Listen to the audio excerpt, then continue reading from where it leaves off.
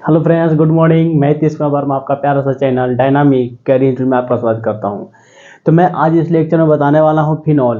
तो alcohol, phenol और ether का जो चैप्टर चल रहा था उसमें आपको अल्कोहल का टॉपिक खत्म हो चुका था और फिनॉल चल रहा था, और जिसमें आपको आज बताने वाले हैं हैलोजनीकरण। क्या बताने वाले हैं? हैलोजनीकरण। तो आइए समझते हैं इसको। देखो, कहता है कि निम्न ताप कम हो 273 केल्विन पर अध्रुवीय विलायक CH2 की माध्यम में फिनॉल ब्रोमीन से अभिक्रिया करके ऑर्थो पैरा ब्रोमोफिनॉल बनाता है। चलो इसको हम देखते हैं रिएक्शन को। सबसे पहली बात है कि हम इसका इक्वेशन लिखना सीख लें, सबसे बड़ी बात, क्योंकि एग्जाम में तो ऐसा ही लिखा हुआ रहेगा। तो इसको हम क्या करेंगे, इक्वेशन सबसे पहले लिख लें। तो इक्वेशन लिखने के लिए आपको क्या करा है, फिनॉल की अभिक्रिया। तो सबसे पहले फिनॉल देखो। अगर जो बच्चा मेरा पिछला लेक्चर नहीं देखा है तो पहले उसको जाके देखो, तो ये बातें बहुत अच्छे से समझ में आएगी। और कंटिन्यूअस क्लास करोगे तो आपको और बेहतर समझ में आएगा, क्योंकि कोई चीज़ लगातार करते हो तो आपको बहुत अच्छा रिस्पॉन्स मिलता है, नहीं करते हो तो ज़्यादा कुछ खास नहीं मिलता है। अगर किससे करवा रहे हैं रिएक्शन, Br2 से, किसकी माध्यम में, CS2, कितने डिग्री टेम्परेचर है, तो 223 केल्विन ब्रोमीन से रिएक्शन करवा रहे हैं। तो इसमें क्या होता है, ऑर्थो और पैरा। ये वाला फंडा क्या है, ऑर्थो और पैरा। तो देखो, जब हम ये चैप्टर स्टार्ट किए थे अल्कोहल, फिनॉल और ईथर, तो फिनॉल के बारे में हम बहुत अच्छा से बताए थे कि ऑर्थो का कहाँ पे होता है, पैरा कहाँ पे होता है। तो अगर जो बच्चा नया नया जुड़ रहा है तो जाकर के पहले क्या करो, स्टार्टिंग से देखो, आपको बहुत बढ़िया से बेनिफिट लो इसका और समझो। आखिर हम बताते हैं यहाँ क्या होता है। तो जो एक चैप्टर आपका चल रहा है मैकेनिज्म, तो मैकेनिज्म पढ़ते तो और बढ़िया है ऑर्गेनिक के लिए। देखो, फिनॉल के अभिक्रिया अगर ब्रोमीन से करवाते हैं तो क्या बनता है, ऑर्थो पैरा ब्रोमोफिनॉल बनता है। तो देखो क्या बनने वाला है। अब देखो, ये आपका OH, इसको बोलते हैं फिनॉल, यानी कि बेंजीन के ऊपर क्या बिठा दो, OH, यानी कि हाइड्रोक्सिल समूह, तो आपको फिनॉल बन गया। लेकिन इसी Br को, Br2 है, तो एक Br को क्या करी, यहाँ पे बिठा दिए, तो ये आपको बनेगा ऑर्थो ब्रोमोफिनॉल। क्या बनेगा, ऑर्थो ब्रोमोफिनॉल। इसको बोलते हैं ऑर्थो ब्रोमोफिनॉल, इसको बोलता है ऑर्थो ब्रोमोफिनॉल। और साथ ही में एक और बनता है पारा ब्रोमोफिनॉल, OH। यहां पे क्या लिखोगे, Br, इसको बोलेंगे पारा ब्रोमोफिनॉल, इसको हम बोलेंगे पारा ब्रोमोफिनॉल। अब होता यूं है कि यहाँ Br कितने हैं, 2 है। Br कितने हैं, 2 है। यहां से H निकाल के एक HBr, यानी कि HBr बाहर निकल जाता है, उसके यहाँ पे जाके Br लग जाता है। अगर इस पोजीशन पे अगर जुड़ता है, यहाँ पे अगर जुड़ता है तो इसको हम ऑर्थो बोलते हैं, अगर नीचे जुड़ता है तो उसको पारा बोलते हैं। इसको बोलते हैं ऑर्थो पारा, ऑर्थो मेटा पारा।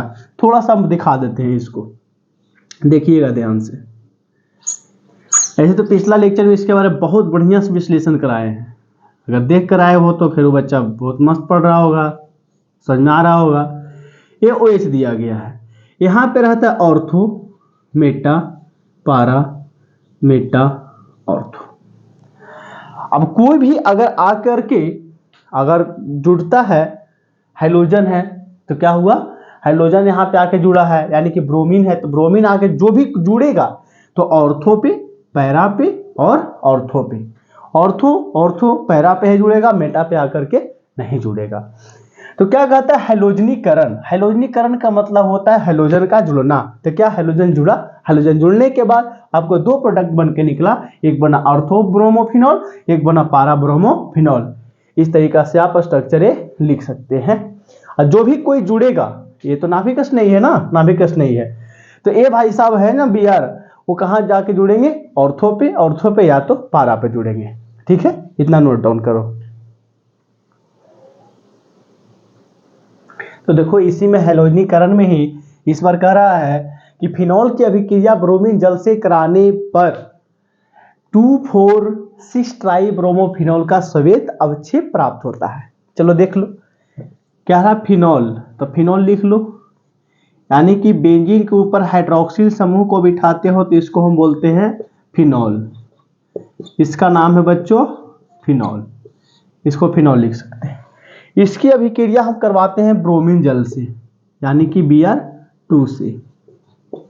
तो Br2 से करवाओगे तो यहाँ देखो बनने वाला है, उसमें तो ऑर्थो पैरा बना था ना, इसमें भी ऑर्थो पैरा बनेगा, लेकिन बनेगा एक ही बार। अब देखो यहाँ OH दिया गया है, अब यहाँ क्या करें कि 3 लगा देते हैं। क्यों? क्योंकि 3 Br2 हो गए। Br2 कितने हो गए? 3। अरे Br2 इसके आगे लगा दिए, R कितना हो गया? Br2 6 हो गए। यानी कहने का मतलब Br2 का जोड़ा 3 को हो गया। जिससे देखो Br2 Br2 Br2 हो गए ना, 3 को हो गए। अब देखो यहां से एक H निकलेगा, एक Br जुटेगा। चलो Br यहाँ के जुट गया, एक Br और जुटेगा, इसको बोलेंगे Br। Br तीनों एक ही बार आके जुट जाता है। तो कितने Br जुटे?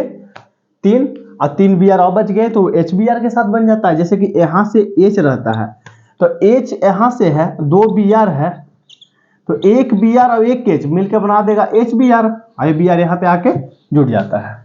ये बातें ध्यान रखना है। और जब भी जुटेगा तो ऑर्थो पे और पारा पे, जैसे कि देखो 1 2 3 4 5 6, जैसा कि देखो 2,4,6 ट्राइब्रोमोफिनॉल, इसका नाम होता है 2,4,6 ट्राइब्रोमोफिनॉल, इसको बोलते हैं 2,4,6 ट्राइब्रोमोफिनॉल। थोड़ा स्पेस कम हो जाता है। 2,4,6 ट्राइब्रोमोफिनॉल,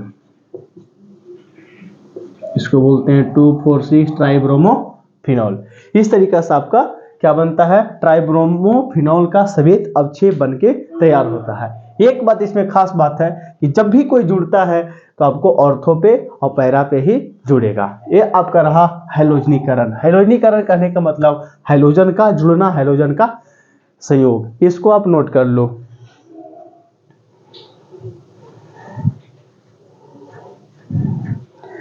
चलो अपने हैलोजनीकरण सीखे किस तरीके से बनाया जाता है। तो इस लेक्चर में इतना ही रहेगा। थैंक यू, धन्यवाद। पढ़ते रहें, आगे बढ़ते रहें।